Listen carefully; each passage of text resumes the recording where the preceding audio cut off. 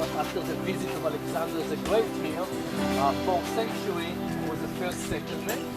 这个在以前是波斯前，波斯是在那个亚历山大之前是这波斯啊，所以呢波斯人已经在这里，后来那个亚历山大就在就是那个亚历山大那个王在这里呢建了一个小小的渔港。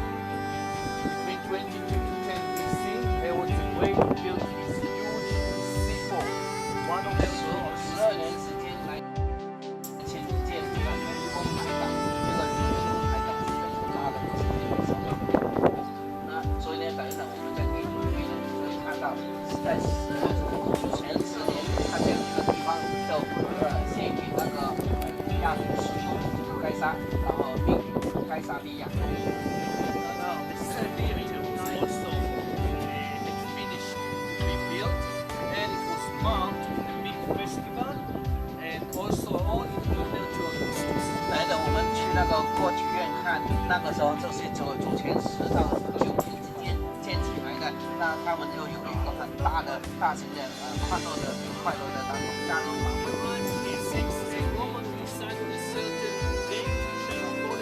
从那个主前6年的时候开始，罗马就改变了他们的那个政策，就是从那个时候呢都不用分封王了。以前是分封王，那个大希律呢就是分封王。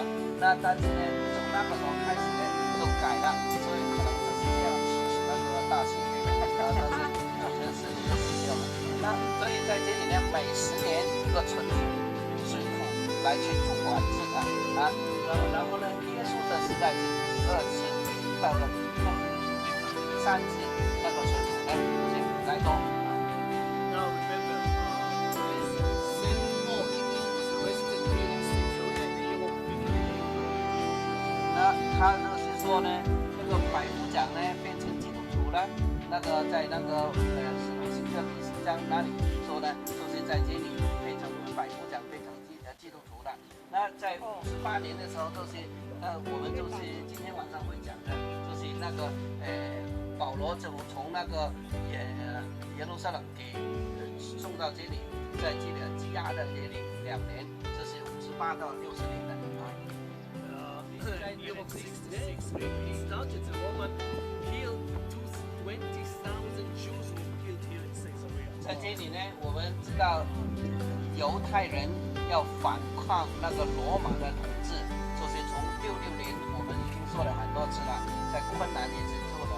66年开始在这里呢，就在这里北边的那个地方来去开动的，然后一直打仗打到那个罗马跟他们一直打了，杀了2万人之外呢，还有呢就是一直追杀他，有些混锐党，就是一直走到南面，一直走到哪里？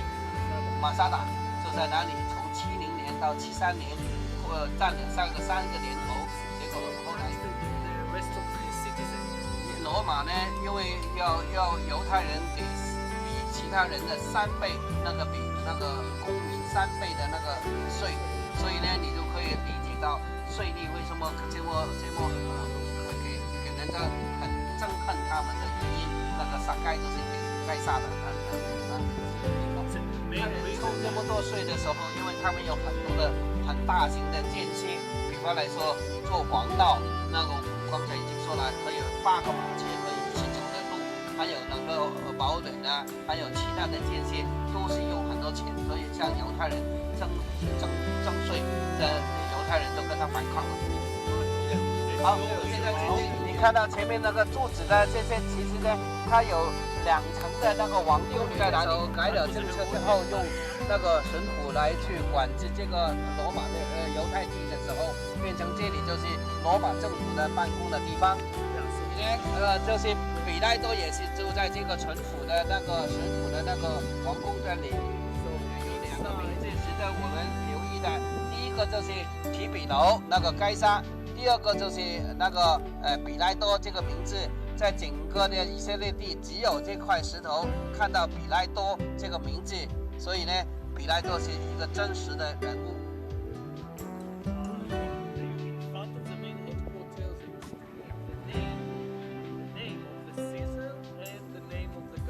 所以呢，呢，在这个皇宫的门口呢，通常都要将这个该杀是谁，然后还有哪一个是臣服呢，来将他名字弄出来，在这个地方就发掘到这块石头，就发现那个比来都是真实的老板墙了。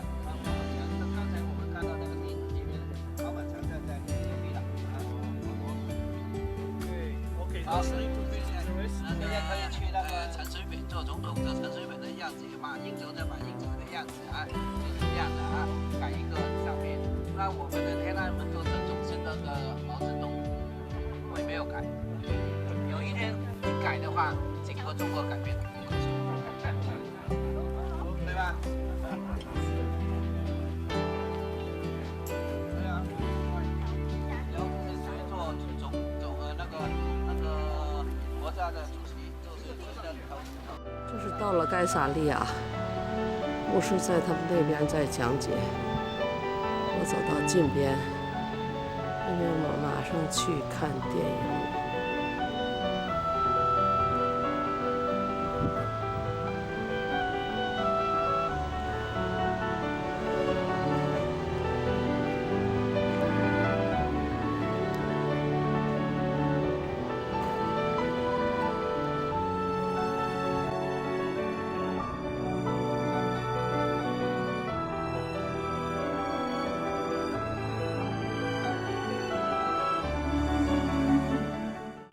都在软边听讲解。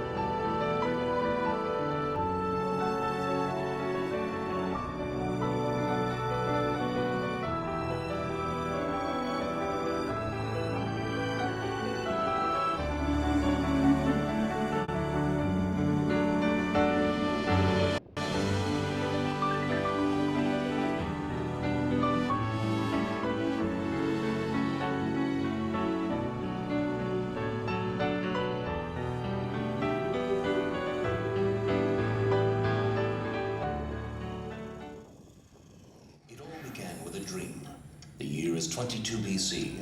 Herod the Great, king of Judea, who was crowned in Rome, is keen to strengthen the commercial ties between the Roman Empire and his kingdom. In his vision, Herod imagined a deep-water harbor to shelter ships from across the empire. A harbor with a man-made breakwater, a high tower and strong fortified walls to provide a safe haven for merchant vessels. This was a revolutionary project, ambitious in scale and unique in the region. His dream Herod named Caesarea.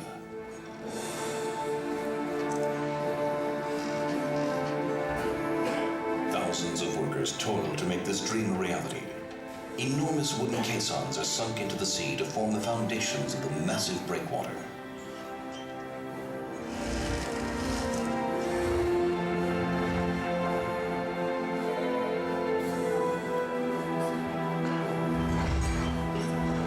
Shifting sands, born both of skill and pioneering engineering techniques, the harbor is taking shape.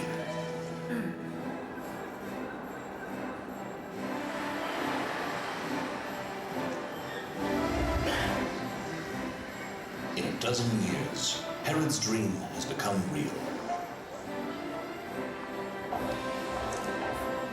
Where once there were dunes, now stands a beautiful harbor city, thronged with people and thriving with life.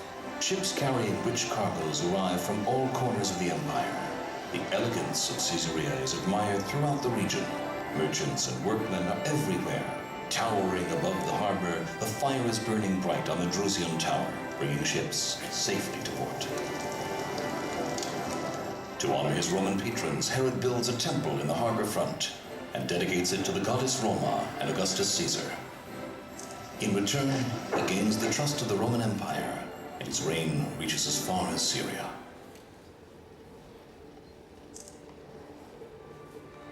After Herod's death, his heirs fail to step into his shoes, and his charismatic presence and tough regime are no more. His successors fade into the mists of time, and the Roman hold on Caesarea grows stronger.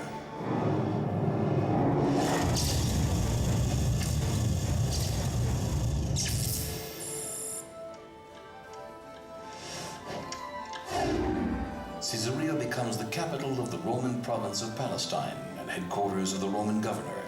The deepwater harbor is a source of income and employment to the flourishing city.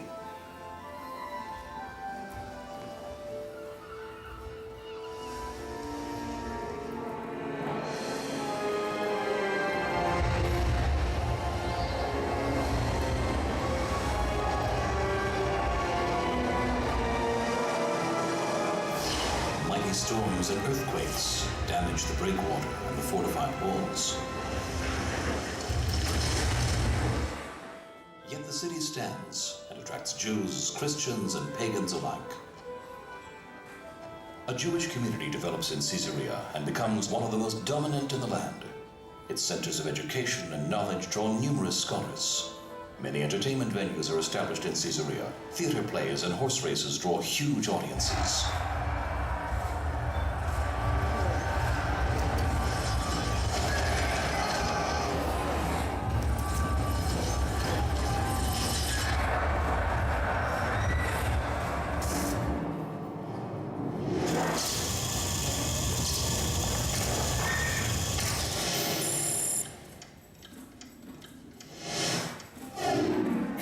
By the end of the 4th century, the Roman Empire collapses, and its place in the east is taken by the rising Byzantine Empire. This is a new era for Caesarea. Better fortified walls are built to surround it. The gladiators' games are banned, but chariot races continue to entertain the citizens and their guests. Prosperity is everywhere. The markets are abundant with fine olive oil and wines, and trade is flourishing.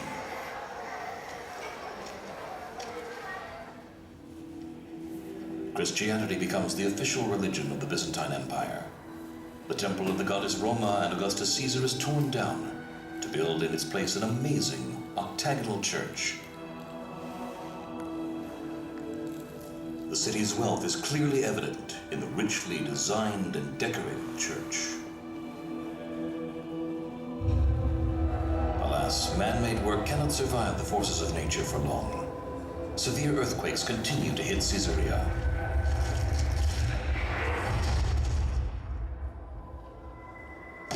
Gradually, the breakwater's foundations deteriorate, and the harbor is flooded.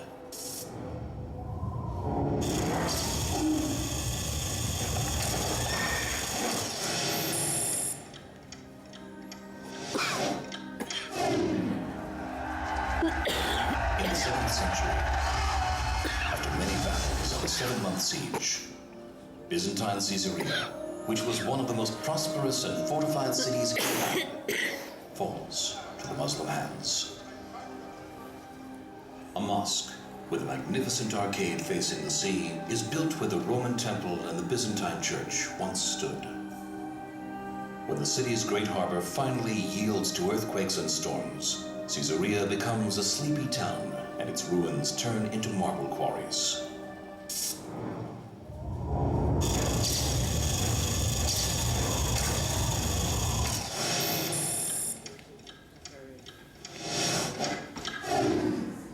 In the 12th century, once again the tides of war are upon Caesarea. European crusaders invade the land, hoping to conquer the Christian holy cities. From the struggle of war, Caesarea emerges to be rebuilt.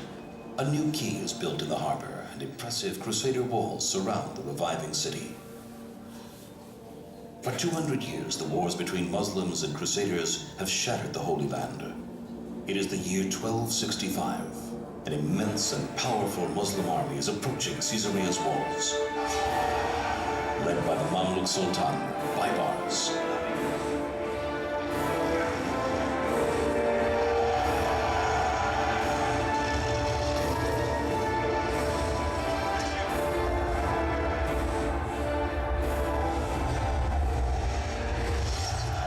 days of battle, Baibar soldiers break into the city, spreading havoc and destruction. For the first time since its foundation, Caesarea is thoroughly demolished. Sultan Baibars does not rest until he razes Caesarea, wishing to wipe it from the face of the earth. Caesarea fades slowly into the realms of dream and fantasy from which it was created.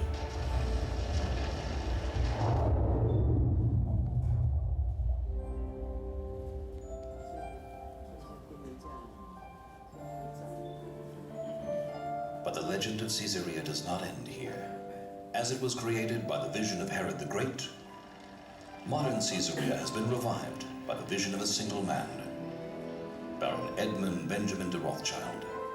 The Baron purchased Caesarea's lands, aspiring to turn them into a unique place of creativity, tourism, community, recreation, and leisure. Thanks to him, Caesarea is prosperous again, and life fills the city once more.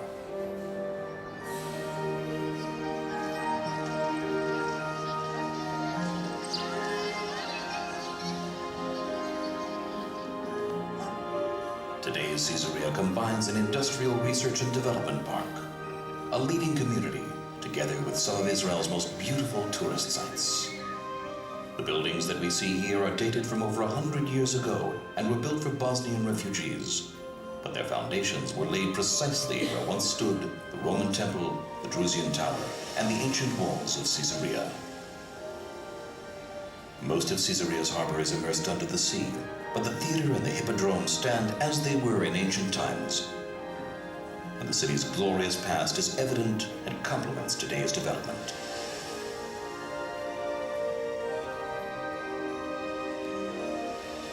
Thus, through thousands of years, Caesarea stands, a city made from dreams. A city where past, present, and future are combined together in perfect harmony.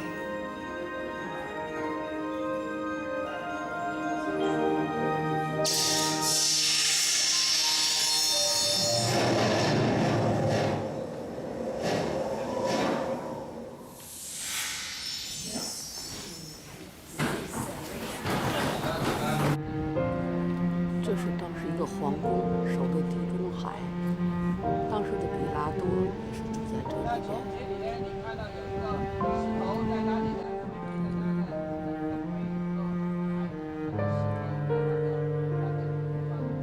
过去的国王王约翰会享受的这样。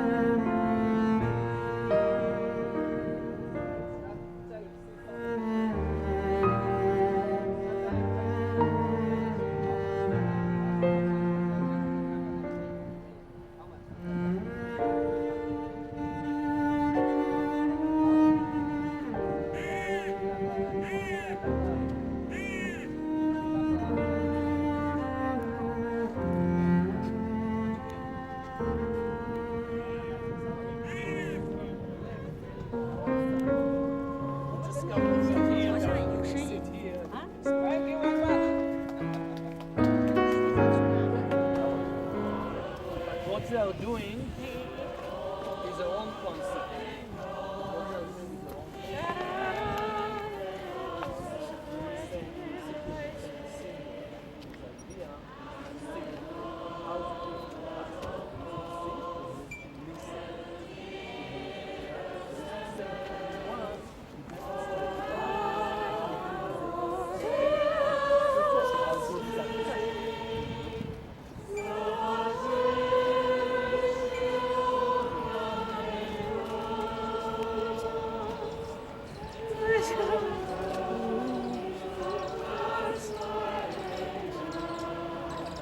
这是当时的一个歌剧院，他们现在站这是舞台的地方，很大的歌剧院。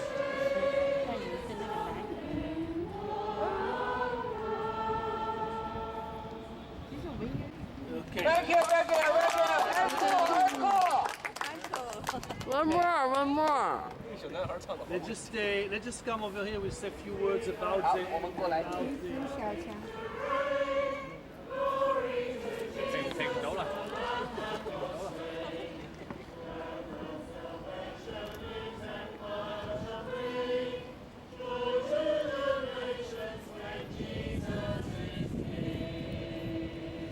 你刚才比较细声。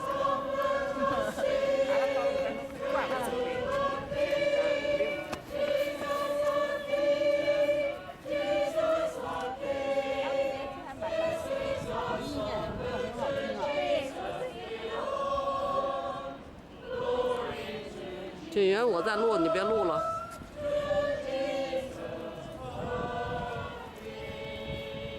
哈利路亚！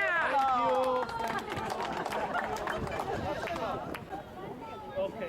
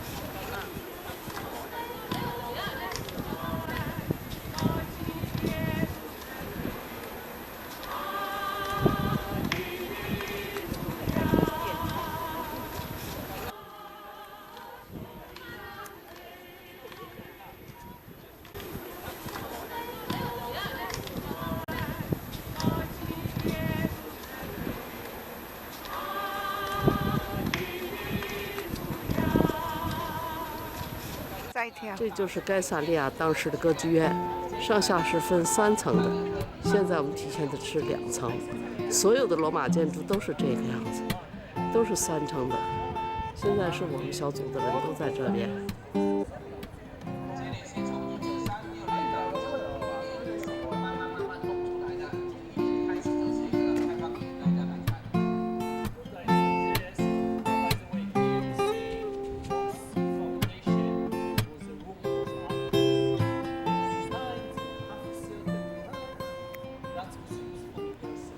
那你看，在这个大房子后面有一些石头的，其实是那个演员的那个房间，给他休息的。然后后面那个半球形的那个地方，现在给他们在练习。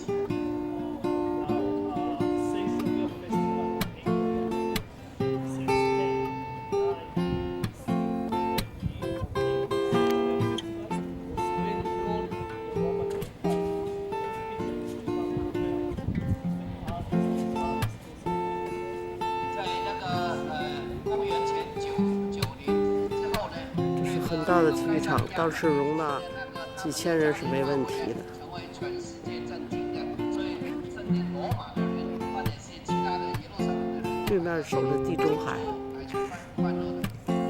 当时该撒利亚人会选择地方来建造这样好的歌剧院。